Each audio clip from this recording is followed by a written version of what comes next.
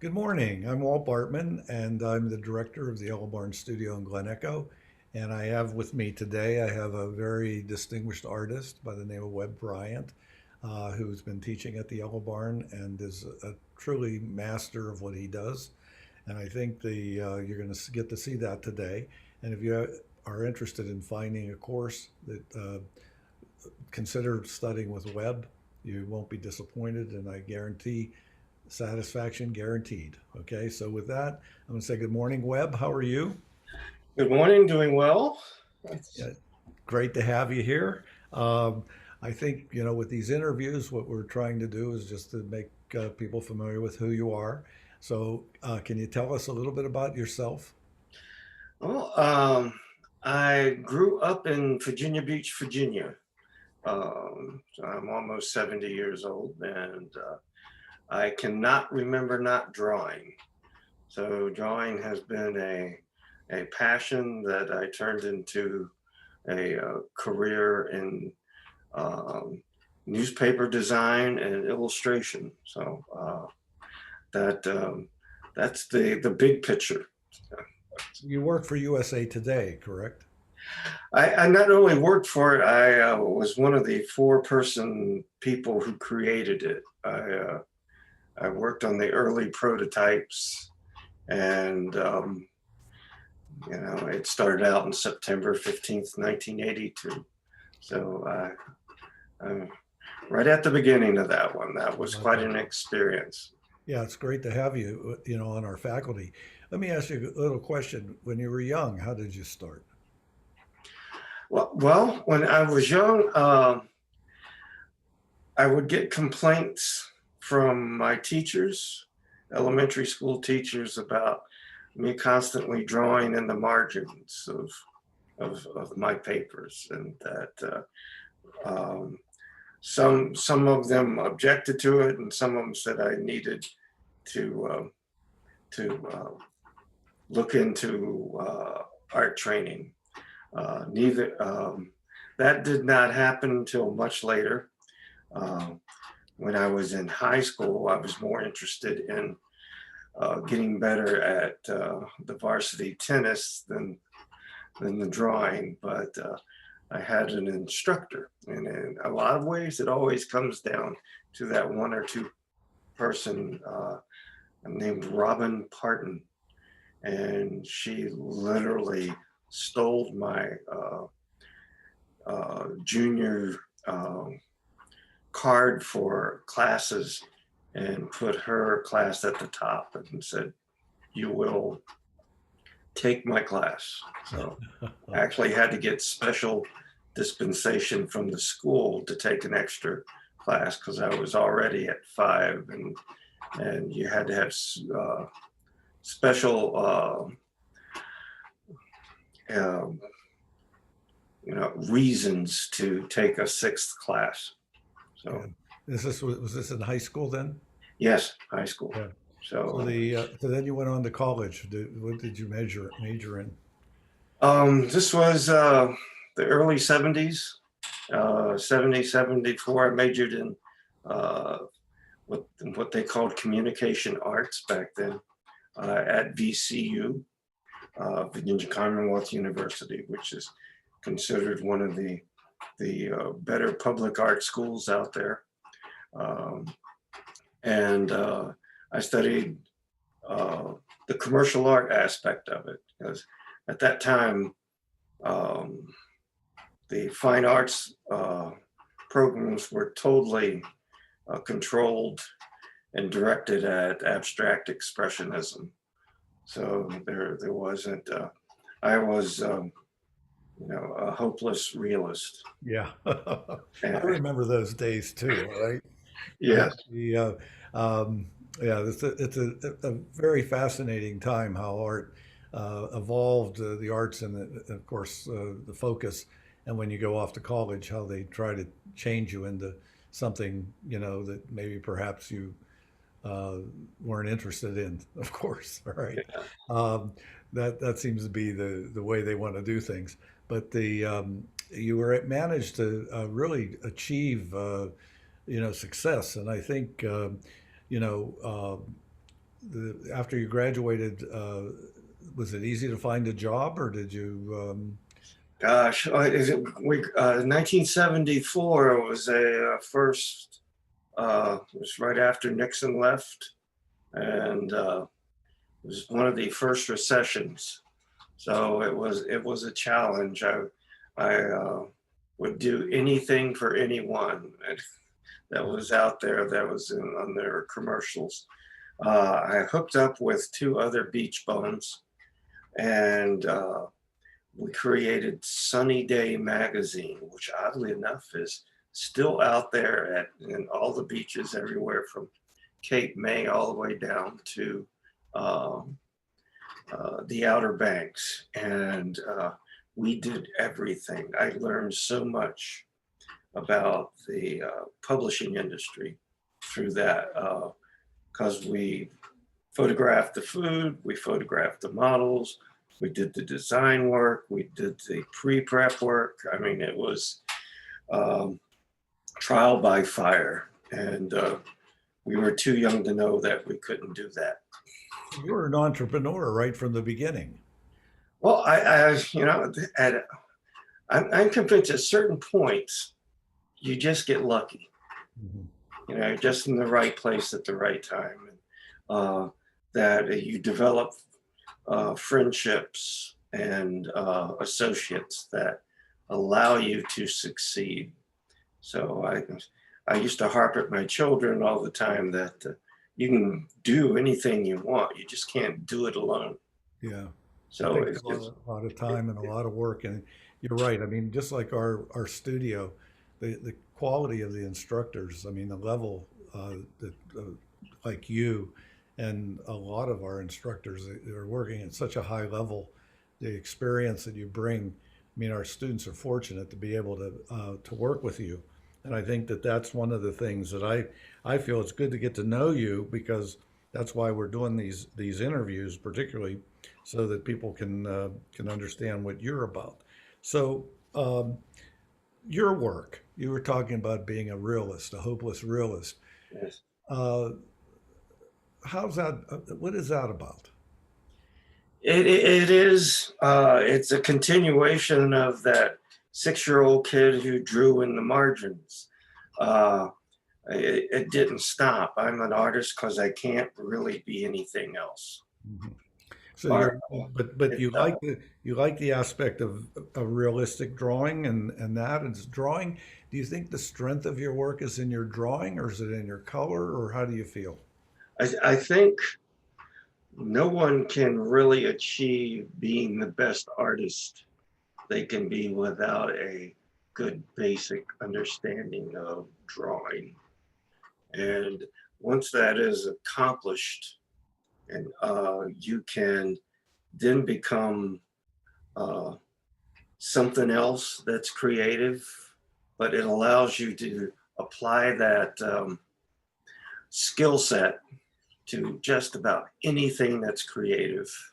Yeah. I can't think without a pencil. I go into big conference meetings where we would talk about very serious things in journalism stories that we're covering, and I was to help me understand that I would constantly take my notes, but also at the same time do little scrawling images of how we could handle it, how we could lay it out.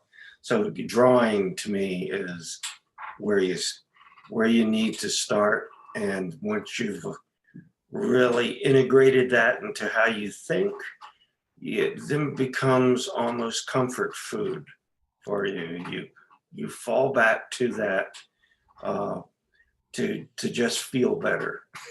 Well, I think that you've hit something that I think is very, very important for students. But you offer these classes at Glen Echo, at the Yellow Barn, and what I see is that you really do give your students a real basic understanding of what it is to draw well, and I think that that's important for anybody who's really looking for a course that they should consider what you're teaching your students. What do you look for in your students? What do you think you want them to have when they leave one of your courses? Well, it's what they. It actually starts with what each person's different. They come in with a different expectation of what drawing is, and what I want to instill in them is that there's going to be two or three things if you trust me enough to follow my ABC steps with this, that you're going to, one, think differently about how you see anything. And I usually guarantee them that if they go to the end of the class, they'll never be able to go into a museum again and see things the same way. Mhm. That there will be this shade that opens up and that they'll look at. And so I realized that when I was structuring my classes, I was using the wrong words and setting the wrong goals. So Mhm. I constantly adapted to try to accomplish that promise to them. And I consider it an accomplishment if they will go to a museum and come back and write me an email and said that they saw the Degas I was talking about Mhm. and the drawing lines, and that they could see the grid line under it, and that he actually did use the grid, and and it was right there, and I'd never noticed it. So it's kind of these aha moments that regardless whether they keep drawing or not, they're going to still keep seeing. Yeah. And Yeah, I think we both share that. I think, I work right from the beginning in trying to get students to really understand the basic principles of drawing, but also to try and teach them to see, and I think that that's people misunderstand sometimes drawing as a practice that really teaches you that. And, if you really want to improve just being able to concentrate and really look closely, you spend time with your drawing. What kind of influences, any artist or periods that you would say is you are influenced by, or you see, that you pass on to your students as being important? oh yes, I consider any accomplishments I may have due to the fact that I'm standing on the shoulders of some incredibly talented artists out there that I just fell in love with Mhm. and started mimicking, and then used that as a springboard. It's, of course, for there is Degas, there is Rembrandt, there is Da Vinci. All of these people thought with pencils in their hands. And so it's very easy to latch on because I was already there. I was already doing those things, and so you're always attracted to things that you're currently working on. Um, I I follow certain living artists.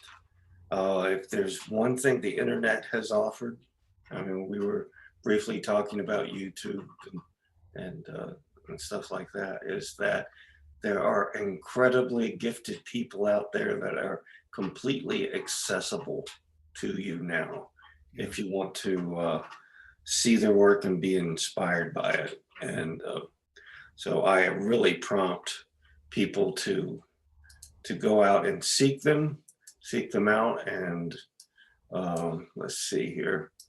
I've got a list. Move this over a little bit here. Just off free art, art the top. Arsenio Martin Compost. Hmm. If you're doing, uh, Yeah, I he know. is a living Degas, Hmm. but much nicer. Degas was a jerk. Uh, George Darnay is another one. Uh, and and then you get down to people like Gregory Calimbray. I mean, we have people in our neighborhoods who are extraordinary artists.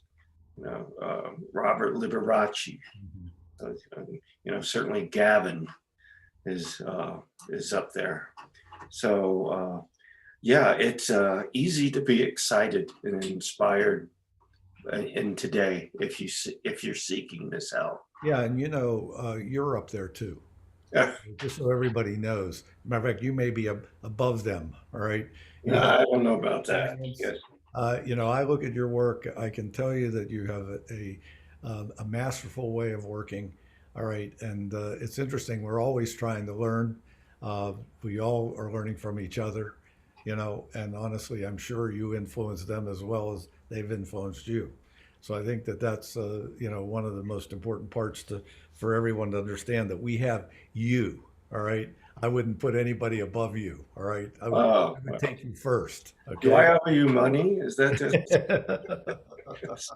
Well, in all truthfulness, you have when people go to look at the work that we're going to look at today, you'll see how gifted you are, Webb, and I think that's one of the things that we want to do is make sure that everybody understands how important it is to take a look at you and your work as an important artist, in our studio.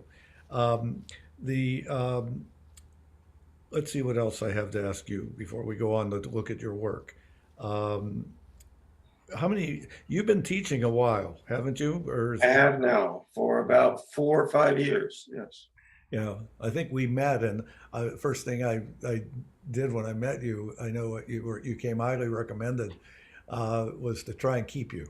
So I think that's the important part of this, all right? Um, so we're going to go on to your work now, unless you have anything else. Is there anything that you can speak to that we haven't touched on? Well, for the reason why I do this now, you're talking 4 or 5 years, is for one, to get out of my studio and engage the world still. One of the drawbacks of painting and drawing is that once it becomes very much a part of your life, it's very easy to become cloistered. And the fact that I can create and engage with people uh, and help them is one thing, but they also uh, inspire me. Hmm. And so, from a teaching perspective, there's a definite give and take and enjoyment of a kind of a brotherhood of interest. Right. Well, this is it, and I think what we're going to do now is we're going to go on to your work, okay? And you can just speak a little bit about it, and I may ask you some questions as we go along here. But you should be seeing a PowerPoint right about now. Are you? I am, yes, Good. Hallelujah, because we've had a little bit of a few glitches here. This is the next one. You're going to see it from the start with your name, right? yes. Okay, hallelujah. All right. So the you might want to speak about the first piece. The thing that I'm going to say about the first piece is that it has all the elements that I look for in a piece of art. Okay, and honestly, when I saw this piece, not only are you focusing on the touch, all right, which I think is the key, but you also are giving us letting our minds do a lot here instead of just being so well explained that it doesn't give us anything to think about. All right, other than to admire. There's more here. It sets my mind in motion, and I think the other part of it, just talking about emotion or motion, is that it is moving. So you want to speak about some of these things that I just touched on, and others that I might not have. Yeah, I find that interesting. Uh, this has been out there a couple times. I used my wife as a sounding board of and a critic, and she is excellent at her. And when I had finished doing this, I told her this is one of the best drawings I've ever done. Uh, so um, 4 years ago, I came up with a goal of philosophy that I wanted to draw like I paint, paint like I draw. Yeah. and that the energy that drawing actually brings that you're reacting to is uh, one aspect of it. The other is in my painting is I want that energy and that immediacy to work in paintings, which often fail me. I tighten up too much, and there's not as much personal expression. Hmm. This is Bernie. I'm working from a photograph I took in Rome of one of Bernini's clay angels. And they're made out of terracotta. They're kind of shoved off in the corner of the Vatican Museum uh, because they're just test uh, uh, castings for that. There's straw that's sticking out of cracks in the terracotta in these, and he did four of them, and they went on to be at the very top of of uh, the, the thing that holds the holy water in the sepulchre of I'm not up to speed on the whole Catholic aspect of it, but I love Bernini's work, and I love the movement of it, and I love these crumbling, falling apart angels. So to try to get out of my comfort level on this, I switched to a paper that I had heard about through one of my students, UPO, YUPO, which is made out of uh, discarded plastic and some fibers, certain fibers. It's incredibly durable and impossible to tighten up on. You just have to kind of go with it. And so I have been loving working on this. In the last 6 months, I've done a number of drawings and now paintings uh, with this paper, and probably will be my surface of choice in for a long future. Let me ask you a question. The size of UPO, are you limited in size? No, it actually will come in rolls. Uh-huh. Now, I started off with just pads. Not this is a little 9 by 12 pad, uh, and because I knew I was gonna burn through these things, have more failures than successes. Um, but it will come in rolls. I think is as wide as 50 inches, and as long as 12 feet. So you could do huge paintings Hmm. uh, on this paper. Interesting. I mean, a lot of artists are turning to a lot of different materials. Now you have these aluminum plates Yes. that you can buy, and they can actually lend themselves to doing monotypes very easily, which is a fascinating surface for anybody that might want to do a monotype that way. The the One of the things that I look at when I look at this piece of web, honestly, is that I say to my students when they ask me why they want an award, is that the knowledge is in the paint. And you just really have all the knowledge, all your experience, your awareness, your sensitivity to a lot of dimensions. And when you were talking about other people, let me tell you, this is a piece that, you know, stands alone, all right, as a strong piece. So I think if anything, students looking at this, admire the ability of someone to really take an idea and get your mind to work. Because I think that it's not just giving the mind ideas, but it's also getting the mind to come up with its own ideas. And you really feel that it almost becomes alive, you know, when you talk in terms of the movement I and the think. expressive qualities. Anything else about it? Well, it is a three-color drawing.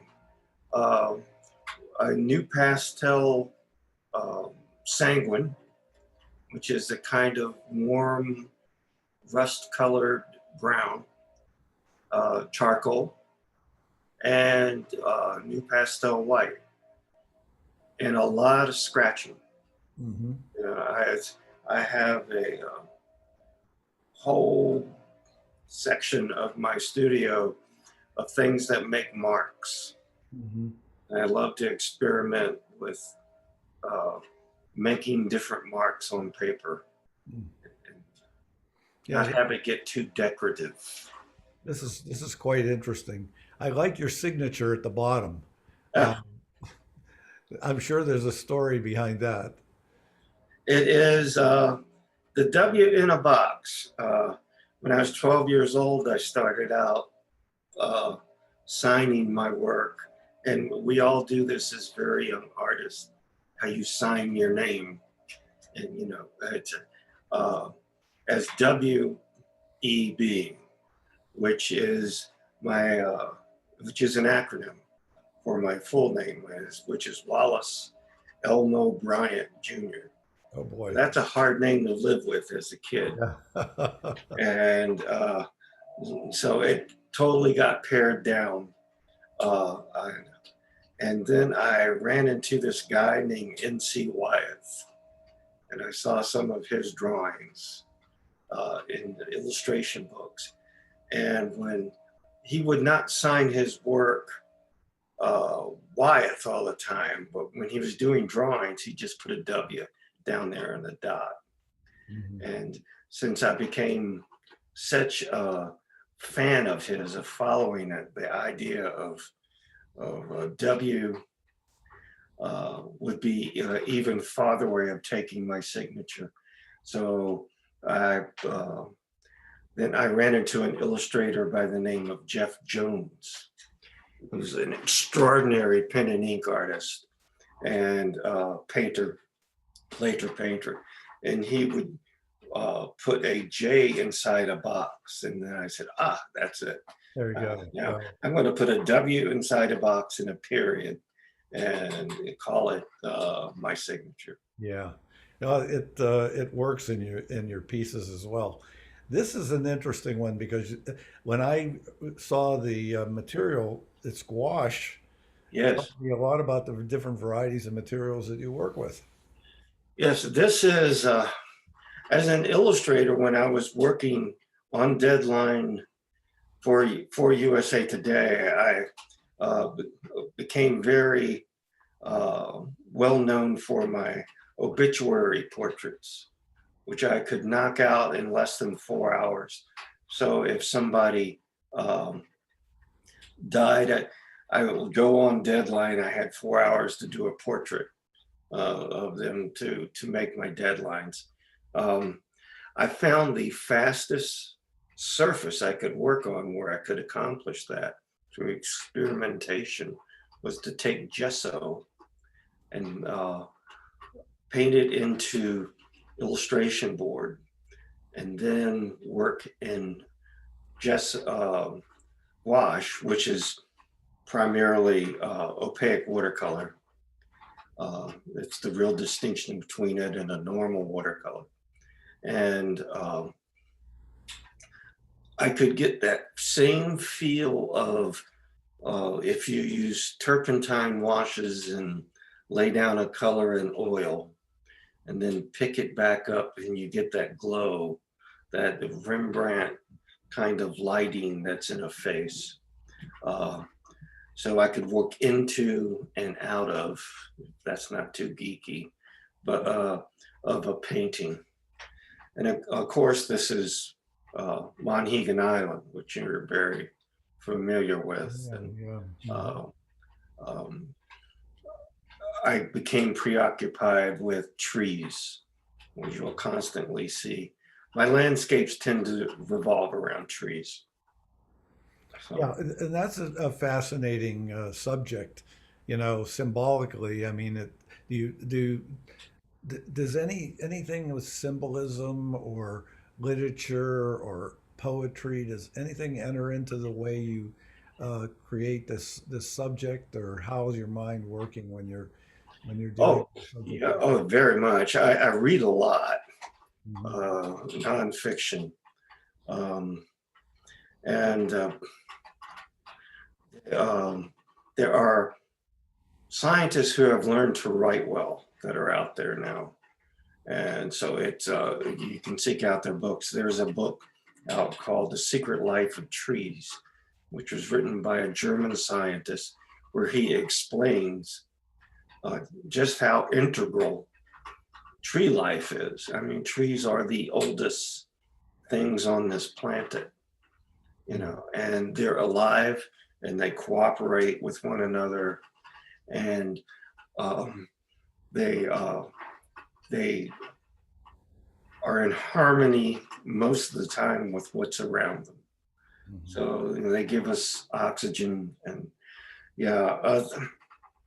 So it's books like that. If you go to my library, I got a book right now by Powers is his last name. He got the Pulitzer Prize, and it's basically 19 stories of trees, people and trees, and so in thinking that, yeah, it's um, there's a famous quote that said, "We don't remember days, we remember moments," and that's certainly true when you're in nature.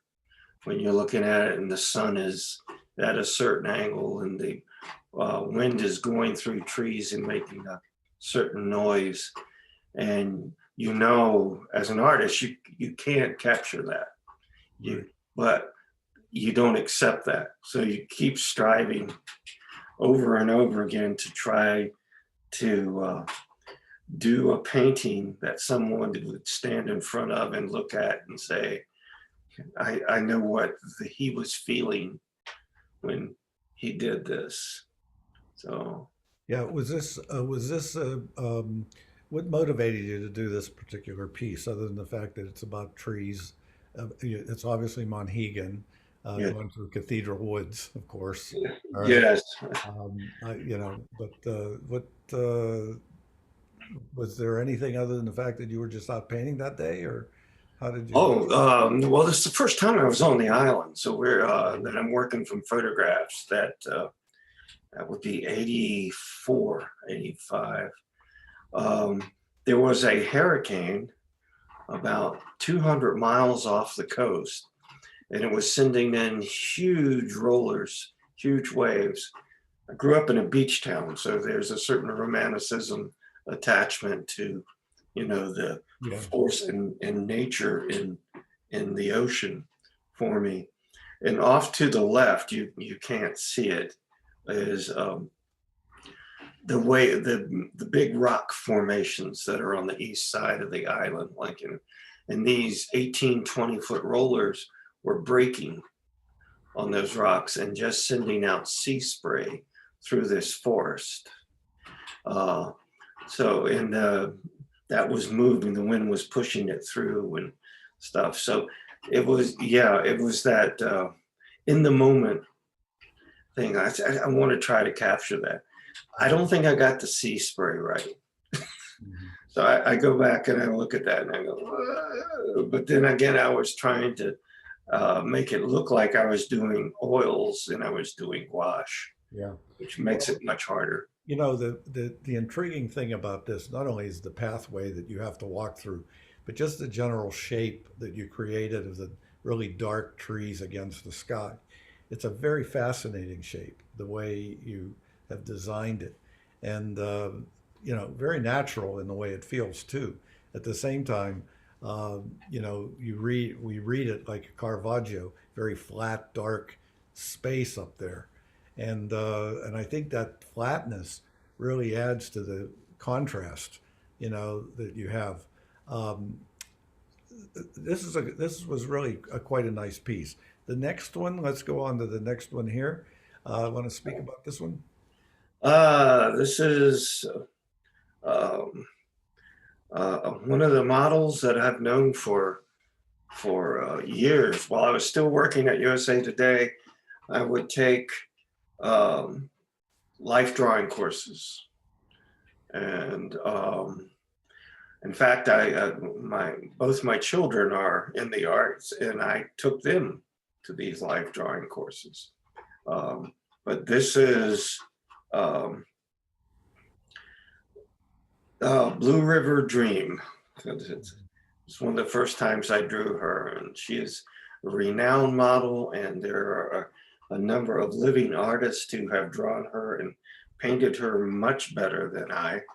And there she offers a certain energy in a life drawing class that puts her into for me, the realm of muse. Hmm. Uh, Now, this drawing was actually one of my demos uh, to teach my intermediate class uh, how to use 4 colors to do all the colors of the body. Hmm. So very basic, but introduction 101 into drawing the human form using a limited palette. Yeah. Um, Yeah, and that worked out well. So your students, they get a variety of different subjects to work from, oh uh, yes. and I mean, one of the things we see with you, I mean, obviously the years of drawing, how important they are to you, as well. Now, this is a piece that I think is truly, this is a recent piece, if I'm not Yes. mistaken, because you were getting ready to have this show uh, with this work, I guess, here a while back. But yeah, this is another one that is really a beauty. Um, you know, This is I was fortunate enough. This is my second solo show. It was at what is now called the Art Center in Manassas. And I talked my way into uh, allowing the creative director of a professional ballet company to let me hang out and become, her name is Amy Wolf. It's the Manassas Ballet Company. They to hang out for an entire year with the troupe, and I could go to the dressing rooms, I could go to the practice facilities, I could go backstage. This particular um, image is of, I think, Swan Lake. Yeah, just before the curtain went up. And, I guess my journalism background comes through is that I never wanted to be part of something. I always wanted to sit back and record it and discover in my own mind accidents of viewpoints and then try to capture them. The same way that trying to capture the sea spray coming through those trees. This was literally um, the just before the start of the ballet, and the orchestra is outside doing the theme of the music, and they're not reacting to it. And this caught me totally off guard. The lights are almost turned off; they're low, and I'm sitting there privately freaking out, thinking the music started and they're totally ignoring it. But then I realized that what happens is that that music will go on for 5 to 10 minutes before they have to be in their place. So they're all inside their minds, getting ready, rehearsing. Um, the uniforms that they were on, the ballet um, dresses and such, are very uncomfortable. I mean, they cinch in the back. Uh, so some of them will wait till the last minute and just walk around with the back of their tutus open. Uh, and that's what's happening on the right hand side. Um, the I took probably 150 photographs. I can't use flash on this. And I probably got 4 or 5 photographs that had enough sharpness in them that I could work from. But I wanted to capture that moment uh, and describe it to people as you never think about what's going on behind stage just before the curtain goes up. Yeah, your color here is what's fascinating. You know, it's that lighting that it's not totally like Remington or Dewing, but it has that kind of mystical lighting. You know, the color combination is so beautiful. Can't help but be compelled to look at it. And it's because of the gels that they're using, and that it would vary from performance to performance what they would be standing in at this point, whether it be these lavenders and purples that were cool and hot at the same time. The Yeah. whole idea in color of warm color and cool color fascinates me. And it's one of the things that I start trying to teach my students when they. Oh, this is it. I mean, when somebody looks like at this particular piece, they really do want to study with you. That's for sure. All right, because this is one of these pieces. This is very masterful, and I They think a powerful piece. You know, the challenge is to get the color to go with the idea, and mm, really the color makes it. I think that's the key here. And then the next one. ah, yes. Um, you were talking about poetry earlier. I keep a sketchbook of names and definitions for different natural events, and this is um, for the life of me, the word is going to escape me. It is a Japanese word. Japanese have a lot of descriptive words. So do the Germans, but it starts with a P. Forgive me for not remembering it. But the definition is that the sound that wind makes when it moves through a tree. Mm, So, very oriental in its viewpoint. And the tree, I like to draw trees that are real trees in real places. So when someone buys one of my works, I will literally send them a map uh, and and use the satellite image and mark it and go, that's where that tree is. If you ever want to go there, stand there. You can stand in the spot I stood in, and you can see that tree because it's not going anywhere fast because it's a tree and mm. it's alive and it's doing well. Let me ask you, is this on UPO too? No, Because no, you have this the is my scratching. first. This is probably 4, maybe even 5 years old. Mhm. And its owner lives out in California, and she has it next to her piano.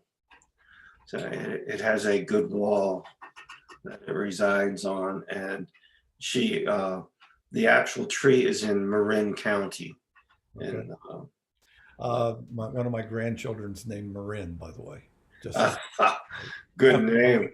after Marin County. All right. Oh man, the place will take your breath away. Yeah. Uh, Because you see the scratching down below. yes, You see how you're using the palette, I guess, a palette knife to get that. Beautiful piece. I mean, it's all about the shape, isn't it? yeah, Really, it just is amazing. This particular piece. yes. This is piece I did last year.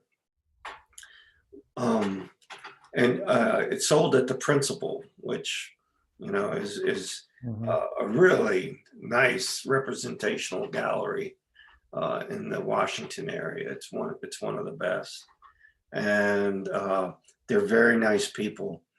But this is because I'm a member of the Washington Society of Landscape Painters, which is a limited group of 40 landscape artists. and we will go out once a month to some place, or we have shows. Um, each year, as a plein air event, uh, you go to the National Arboretum. Now, I normally just do pen and inks out in plein air. I'm not a very good plein air painter. So I have probably done this tree 3 or 4 times in different ways over a 4-year period. And it finally got moved up to the top of my list to do a finished oil of, and it's a cedar atlas, and it is an incredibly old tree. Probably wouldn't be there if it wasn't the fact that it's in the National Arboretum, because you can really see how they were fighting to keep certain bugs that had attacked it at its base. But it is a beautiful, beautiful tree. Well, we were talking about Oatlands. Oatlands has those trees too. Oh man, yeah. They're so old. I was out there yesterday and just looking at the place, and again, it's the same kind of thing. You start really when you're around some of these old trees, which we don't see very many of them anymore because they wind up being removed. All right, but the ones that have had the time, really, it's just amazing what they've become. And it's great to see how you handle that. I'm noticing one thing that you do, and you might talk about the process, but your light areas are much thicker paint, seem to be more solid paint, and your transparent areas tend to be more unified in their underlying color, but also there's a certain transparent quality to them. Is that something that you try to do, particularly in your work? Yeah, it's I this is how I paint, have grown to paint and oil. Uh, and it's oil washes. And I use a lot of linseed oil in my mixing of it. So it's transparent color over transparent color. And it takes forever to have each level dry. Hmm. So at any given time, I'll have 4 or 5 paintings going in my studio in varying degrees of drying. So you really can't teach that to somebody, because basically you're just watching paint dry. Yeah, and it's interesting the different processes people have, but this, really works well for you. And, it's interesting your color.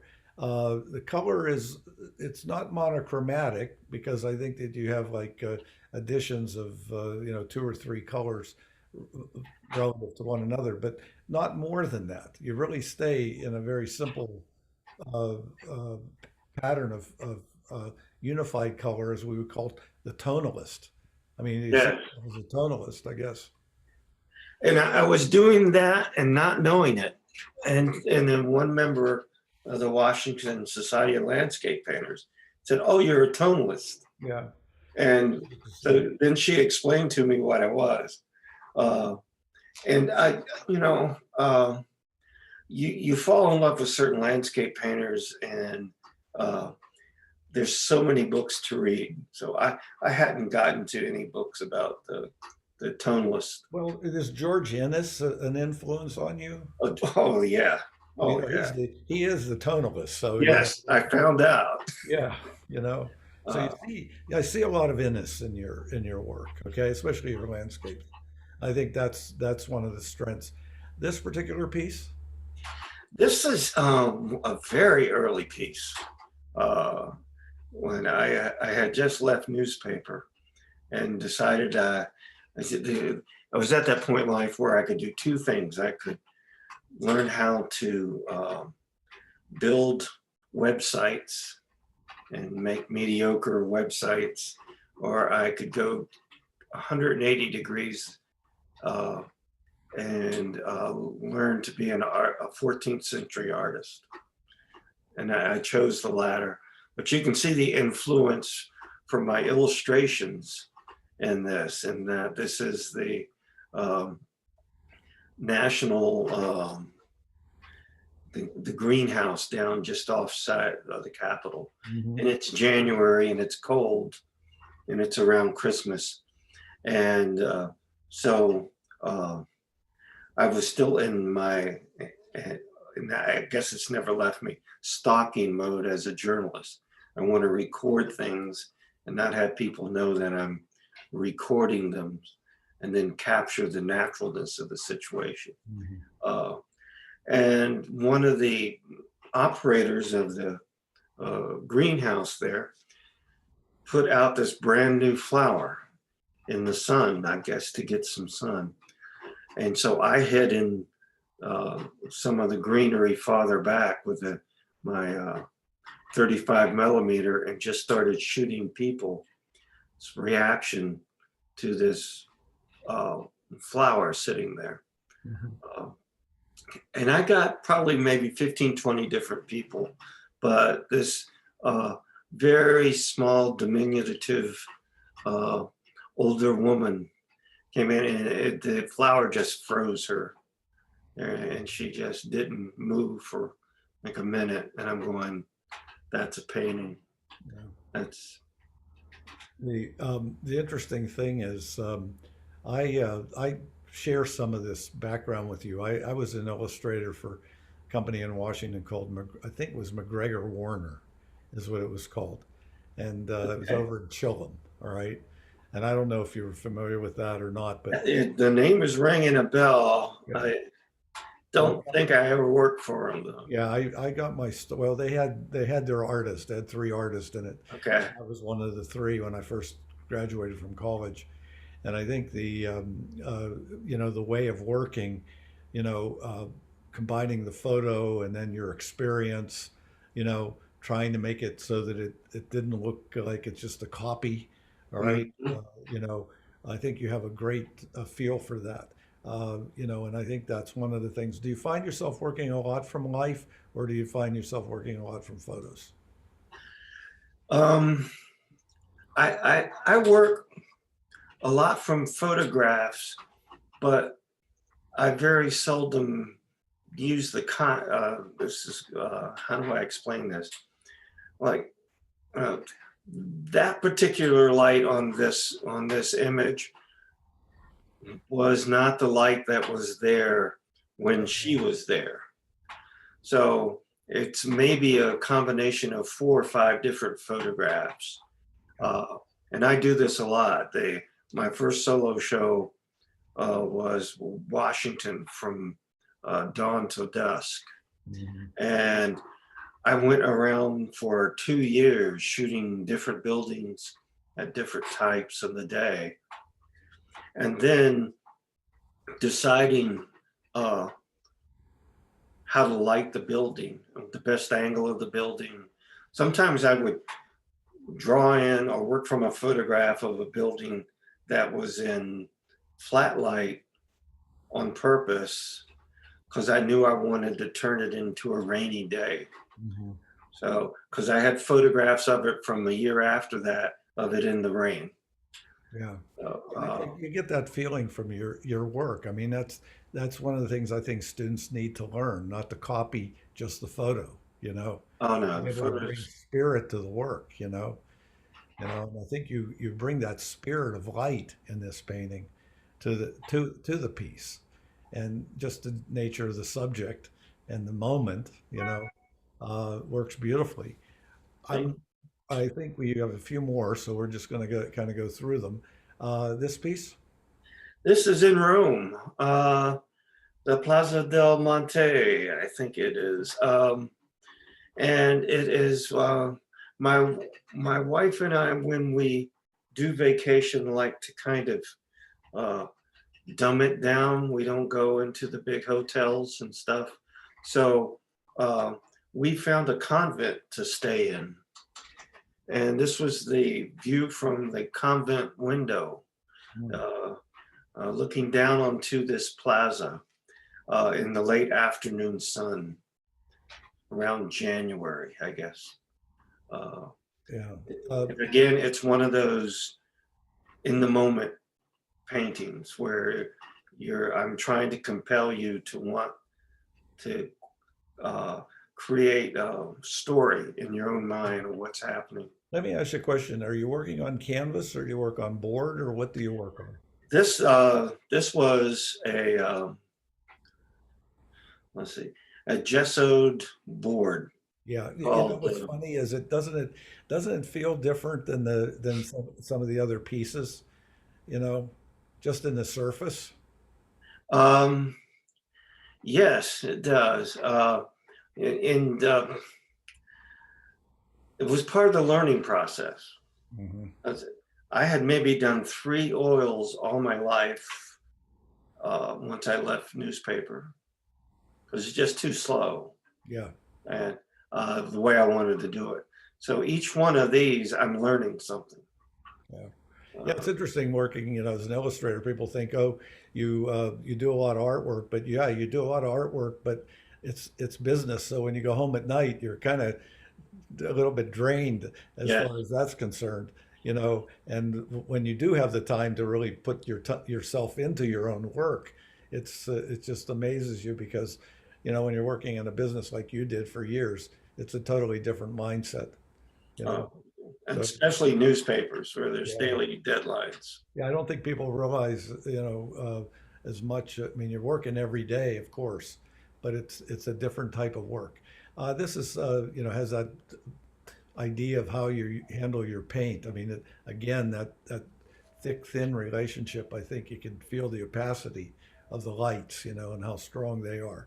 And then this particular piece.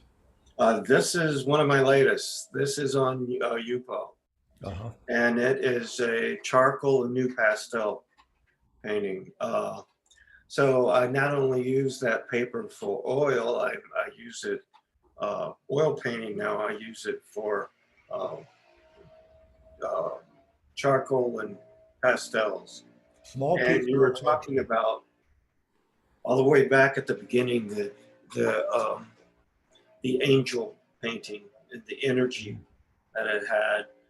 Um, One of the real frustrations I had with covering and being around the ballet was to try to get this sense of movement without doing blurring lines and Uh, so trying to get the energy of bodies in air, bodies moving in air, and then just the beauty of the body itself. Yeah, So, there are two artists that are contemporary that I think of as Odd Nerdrum, who does all kind of crazy things, but has put some flying figures, moving figures in air, and you have mhm. that kind of movement upward here. And then a guy by the name of John Asaro, and I don't know if you know his work, but his I don't, but I'll look them up. yeah, I think that they're both interesting. The and this is pastel. Then this is not paint. This is pastel Yeah. and charcoal. And charcoal. So now we're going to get to your drawings, and you can maybe discuss some of these. Yes, this was that at the ballet there was an academy as well. So you different if you came at different times of the week, you would see kids all the way from 3 years old to 16, and this a lot of them love ballet, but they're shy people and this was a 12, 13-year-old girl. I'm bad at figuring out ages, but she would constantly, there were these glass windows that allowed you to see into the um, studios where they were dancing. Is this on UPO too? No, uh, this is charcoal paper, Okay. Does art it have graph. much of a tooth? Does it have a tooth to it? It has a slight, very slight tooth to it. It's artographic. It's the what's great about pastel right now is that they're just every month there's another paper out, Okay. and each one of them has their own characteristics. Yeah. And what I was teaching, this was for a teaching demonstration. So you're looking at something that was done maximum hour and 20 minutes. Uh, and it is to introduce three colors to my class. Um, and also the introduction of the Loomis method and how to construct a head. Well, I find it interesting your transparency of the softness of the grays. Is that charcoal you're using? That's vine charcoal. Okay. I started off using, uh, since it was my intermediates, and uh, I try to, I will introduce two or three different um, styles and techniques during a given course, and I started allowing them to use graphite at this point. Mhm. But then really talking about how if you using graphite, you have to be very careful with uh, smearing it into something that makes it look silvery, because when Mhm. it starts to look silvery, it separates from the paper. I'm Mhm. getting into the weeds again, but so the mid-tone underpainting or value, laying down of values is plain old vine charcoal. Yeah. It goes back to cave paintings.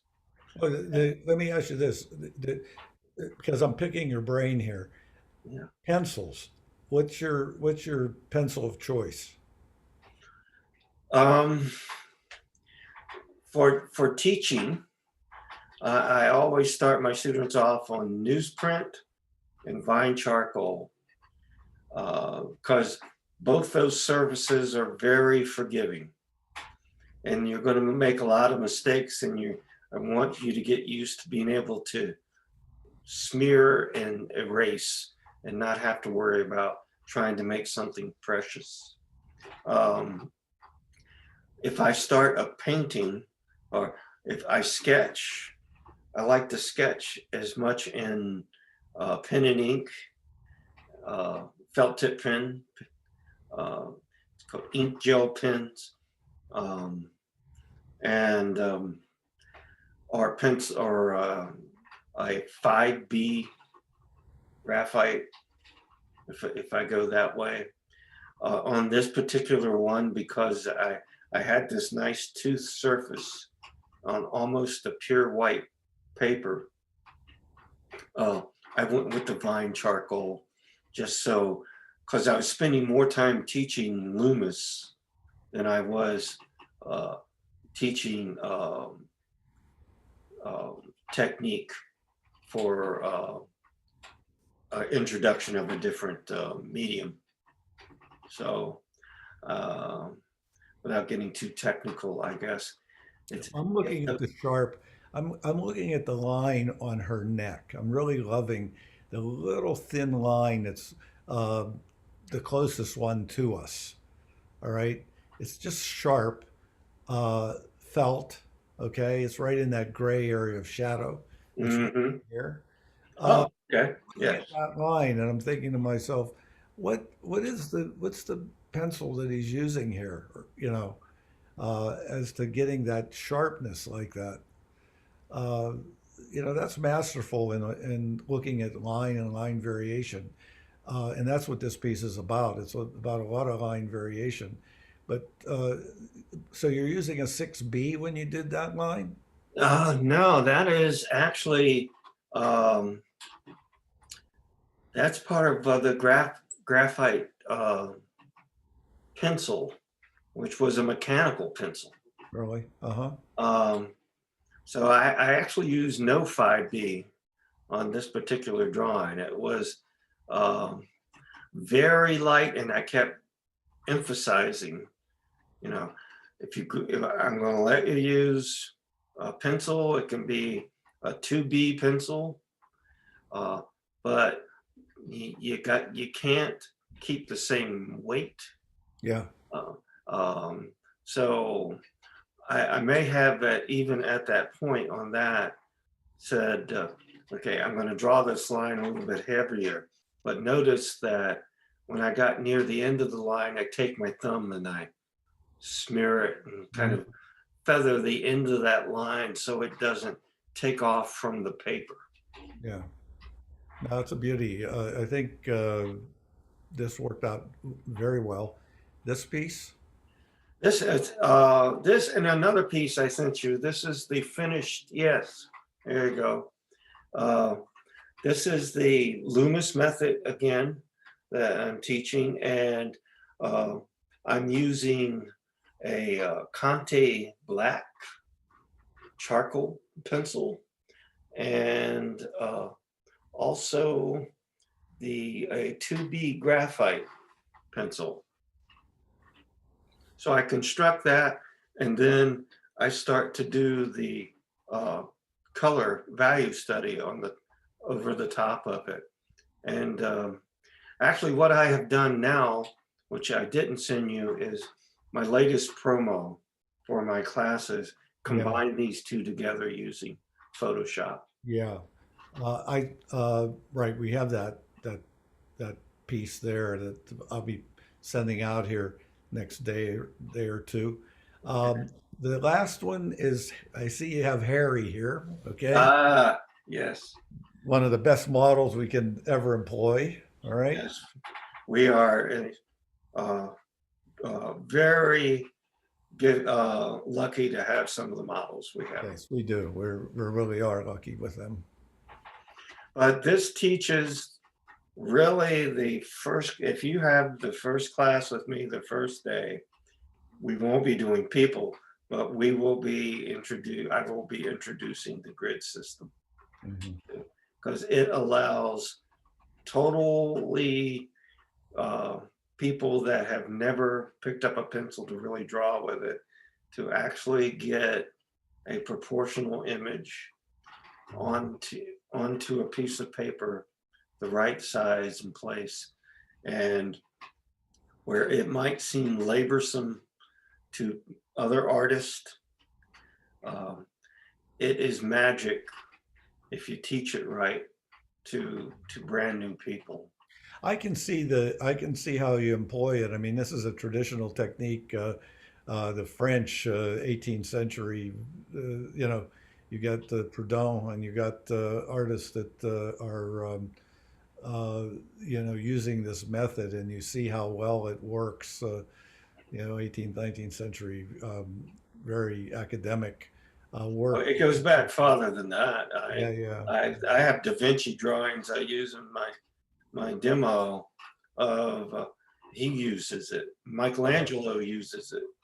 Uh, Well, I guess that in order to place things, you're going to deal with that just like a sculptor would have worked the same way with points, you know, and where yes, these points of intersection are, and that, and you know, I think here it shows anybody that wants to draw realistically how you keep things within a uh, certain rectangle. In other words, the section, right? yes. You have to make it work like that. Um, the so tell us, we're just about done here now. Tell us a little bit about what you want from you want your students to learn, and what, you know, if they were going to sign up for a class with you, what they would get.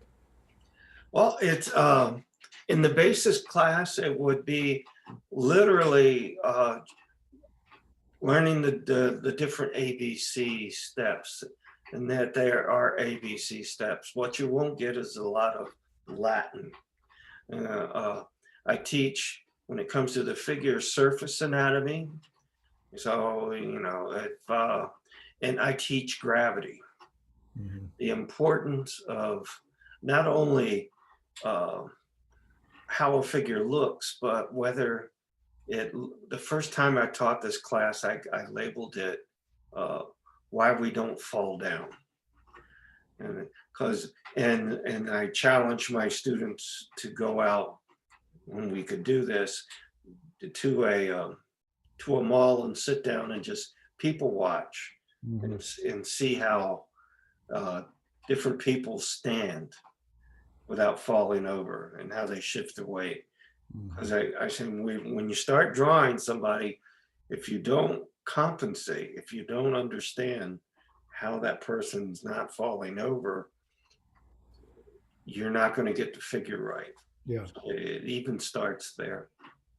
Well, that's The and this is and I promised them what we talked about earlier, that you will not see uh, the world the same way, particularly in a museum. yes. If you go through this first part of the class or the first section of the class, you are going to enjoy, hopefully, or understand museums at a whole different level. My intermediates, uh, the it takes these concepts that uh, I teach and kind of abstracts them anymore and starts introducing color, color composition, and color theory, and um, I literally take it one color at a time. and and again, I do not talk about these things in chemical relations and stuff like that. I start Mhm. off with it. We're going to talk about cool color. We're going to talk about warm color.